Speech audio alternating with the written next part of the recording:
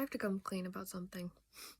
So yesterday I posted a little bit about Juneteenth, and I must admit I didn't really know what it was until very soon before that. I received an email and it shared that Juneteenth was 2 years after the Emancipation Proclamation, and it was the time when the last of the Texan slaves were freed. And I had read that in an email that I received. And, I'm not claiming to know everything. I'm not claiming to know even a small percentage of what it means. But I am claiming that I am ignorant and that I don't know what I'm talking about necessarily. But I'm choosing to release this internal shame that I've been feeling since then. Because the option for me was like, am I going to speak about something that I just learned and share what I just learned and have the courage to speak about something that I do feel is important? Or am I going to allow my ignorance and my shame and my fear to get in the way and not say anything at all? So that was kind of what I was thinking and my thought process, and I'm going to choose to love and accept myself and release this shame that I've been feeling since then, because it is something that I just learned about. And it is something that I'm not well versed in at all. There is so much more learning for me to do, but I know that normalizing ignorance is really, really important, because there is no room for me to learn if I'm not accepting that I don't know everything that there is to know about it. And it's important for me to learn, and it's important to normalize ignorance and be like, it's okay if we don't know everything. It's okay. It doesn't mean that we're bad people or anything like that. It just means that there's room to learn, and there's room to learn everywhere in every aspect of my life and all of it. There's room to grow in every way, and I think that being okay that there's room to grow is perfect. I don't think that being perfect is being this, like, having it 100% all figured out and waiting until that time where it's like, okay, well, I know everything that there is to know. Now I feel safe and comfortable talking about it. You know what I mean? I don't think that that's a realistic goal. And if that was my goal, I would never talk about it at all. And I know that for me, as soon as I started learning about the issues that are in our justice system, as soon as I was in a class called juvenile delinquency. And this woman was, on the very first day, she had everybody write down what we have done that could get us in jail, basically. Like, what have we done that could land us in prison and has been illegal? And everybody wrote something down, every single person. And none of those people were obviously in jail in that moment for what they had done. We were in this class together. And that's basically to say that most likely we've all done something illegal that could land us in jail, but the numbers are not reflective of the population. They are disproportionately affected towards people of color, as well as sentencing is historically been longer and bail money has been higher for people of color. It's not been equal. It's not been a reflection of the population, of the numbers, and of the average, which theoretically it should be, right? If everybody has done something that they could be in jail for. And to me, that was a real wake-up call. And one of my fears, I'm also like a very empathetic and sensitive person. I've always been very sensitive. Like when it came to, like, I couldn't even look at roadkill for most of my life. I couldn't look at any creature suffering in any way, because I hated it, and I hated it for myself as well. So to think that humans could be in jail for something that I've done and are serving time, and also the conditions that are in prison, no one would ever want to be there. The original purpose of prison systems was for rehabilitation. I am not saying that I know everything. This is just what is in my awareness. This is just what I've learned. And the original purpose for prisons were rehabilitation and to get better, so that they could help, so they could return to society and live their normal lives. And that is far from the case. That is far from what happens. And recidivism rates are incredibly high, and the chances that they are going to go back because they have been so traumatized in these places is very high, that they just go back because that's what they know, and they can't come back to their normal lives. And it's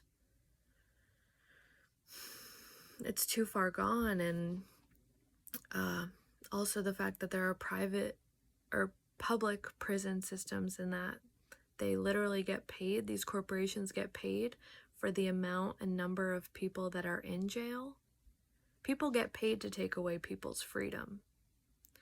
People up here, the CEOs and whoever is in the private prison industry, they get more money for imprisoning people and ruining other people's lives. They get more money. And that is so fucked. It is so fucked up. It's not at all how it was supposed to be. And we talk about slavery ending and everything going to normal and equality, and everybody's happy now and there's no more slaves. But I don't think that slavery is over at all. I think that it has changed, and it's now reflective of the prison. In prison, if you look at the numbers and you look at the diversity there, it is not most in our, so this is the idea.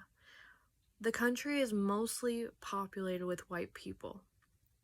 And if everybody has done a crime that they could be in prison for, proportions would tell you that there should be the same amount on average of white people in prison. And if there's mostly white people in the United States, then there should be mostly white people in prison. But that is the opposite of the case. It is the opposite. For example, if Black people, Hispanic people, people of color were the smallest population in the United States, then you would think that they would be the smallest in prison, but actually they're the most. It's the mostly populated with people of color. At least that's what's in my awareness. I think that it is important for me to share. I think that it is something that I feel very passionately about, even if I am a white person and I'm not directly affected by this. I do have a lot of empathy, and I would not want to be in a situation. I have been in situations where I am helpless and I have zero control over my body, zero control over my situation. And being able to experience that while not being in prison gives me enough empathy to want to help those people as much as I possibly can, because freedom is our birthright. It's a human right, and people deserve second, third, fourth, fifth chances. And the reasons that humans go to prison is usually because of money and profit. It's usually because when people are arrested for drugs, other people make money from those arrests, and it's about money. We are in a capitalistic society. We are valuing money over people's lives, and it's like at some point something's got to give. And even though I'm ignorant as fuck and I don't know everything that there is to know, I think normalizing that I'm ignorant is perfect, and normalizing that there is more to learn is perfect. And speaking what I feel passionate about is important, even if I don't know 100% of what I'm talking about. Having the courage to say these words and post this and spread awareness as much as I possibly can, even though it doesn't directly affect me and I'm a white girl, I think is very important. And having the courage to share what we really care about is important. I've gotten into so many arguments because of what I'm talking about. Part of the reason that me and my dad's relationship took a downfall is because of what I'm talking about. And it needs to be normalized to be able to talk about this, and there also really needs to be grace for those humans who are ignorant, because I think that the reason that people don't really talk about it is because, at least the reason I haven't talked about it before and what I feel is important, is because I've been too afraid to talk about it. I've been too scared to say what's on my mind. And I think that the fear perpetuates the ignorance, and it's like, well, if I'm too scared to talk about it, we're never going to talk about it, and the issue's only going to get worse because I feel too afraid to talk about it. You know what I mean? So also normalizing talking about things, even if we're not sure about it, normalizing ignorance, and that it's okay if you don't know everything, and normalizing talking about these conversations openly, and it is safe to talk about these things. That's kind of what I'm realizing myself, is that it's safe to talk about these things. And if there's no patience for these humans that don't know anything, i.e. me, then there's no room for me to learn. There's no room for you to teach me, you know? And I think as if everyone knew kind of this and could put themselves in their shoes, and these people who go to prison for reasons that have a lot to do with money and making money for people up here, people would feel as passionately as I do. It's fucked up. It is just straight up fucked up to be able to make money off of taking people's freedom away. I'm going to it's basically taking their lives away. And these places are the furthest from rehabilitation centers, in that they don't treat these humans like humans. And everybody deserves to be treated like a human. I don't care what you've done. I don't care what you've done. You deserve to be treated like a human and seen as worthy and seen as loved and seen as redeemable. Because if people are pointing at other people and saying, you are unredeemable, you are unredeemable, you are unredeemable, you know what that person is going to think? That they're unworthy, that they're a piece of shit, and they're going to keep perpetuating that. This idea that other people are pointing at them and saying that you're a bad person. The way that we have a more loving and peaceful world is not through fear. It's not through judging someone else because of what they've done in the past and pointing fingers and saying you are a bad person. That's not going to make anybody want to be a better person. Love is the only way. Second chances, third chances, fourth chances, unconditional love. I'm going to love you anyway because I know that you are my brother and my sister. And anybody who is listening to this is exactly how I feel. All of us are one. All of us are connected. There is unity, but we're forgetting that because there is so much separation that we are experiencing right now. This is how we're choosing to learn, is through separation. But if we all had the mentality that each other, even the person that triggers you and pisses you off the most is your brother, is your sister. We are meant to be there for our brothers and sisters. And meant to love our brothers and sisters, because chances are the people that have been turned away the most, the people that have heard that they are bad, irredeemable people, those people need love the most. They do not need fear. They do not need the news saying, this person's a bad person. Cancel this person. They're terrible. Don't listen to them. They're horrible. Those people actually need love the most, and that's the only way that our world is going to be a more peaceful and loving planet.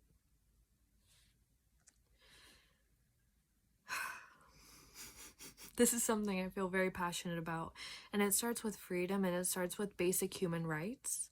And so that's another thing I feel very passionately about, is everybody needs basic human rights, and that is equality. That is everybody treating each other the same, regardless of where we come from, regardless of how much money we have, and regardless of what we look like.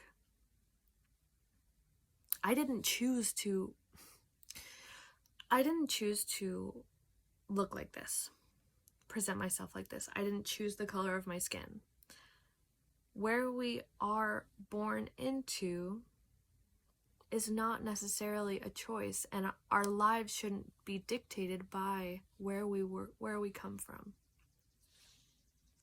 And they shouldn't be dictated about how much money we are making.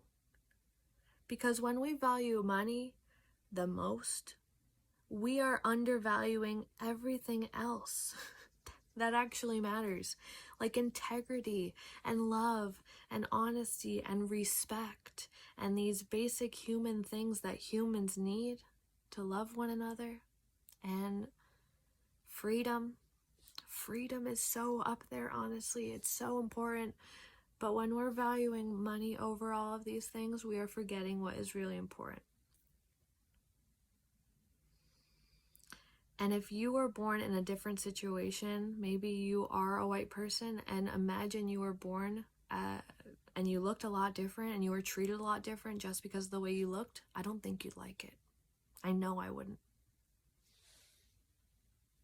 I was originally going to post these as stories, but I feel very passionately about these things, and I'm going to post them on my actual post, so this will be part 2. And it's heavy stuff. It is heavy stuff to be talking about, and I think that it can be easier to turn a blind eye and to hide ourselves from this, and this is something that I have been guilty of doing myself. It's just easier to ignore it, and it's just easier to look the other way.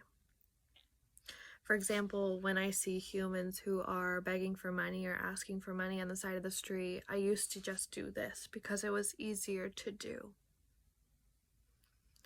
Until I put myself in their shoes and I could imagine myself being in their situation and needing help from my brothers and sisters, that I actually stopped and have been starting, if I have money on me, and I do my best to have money on me and several dollars on my person, I will pull over and I will bless them and I will say, bless you, love you, keep going, and give them this money and just recognize that we are brothers and sisters, and it's not helpful to deny someone else. It's not helpful to think that we are separate from them, because we're really not. It is up to us to help each other, not at the expense of ourselves. I'm not saying self-sacrifice, but it is important that we help each other, because at some point, who knows, you might need the help too.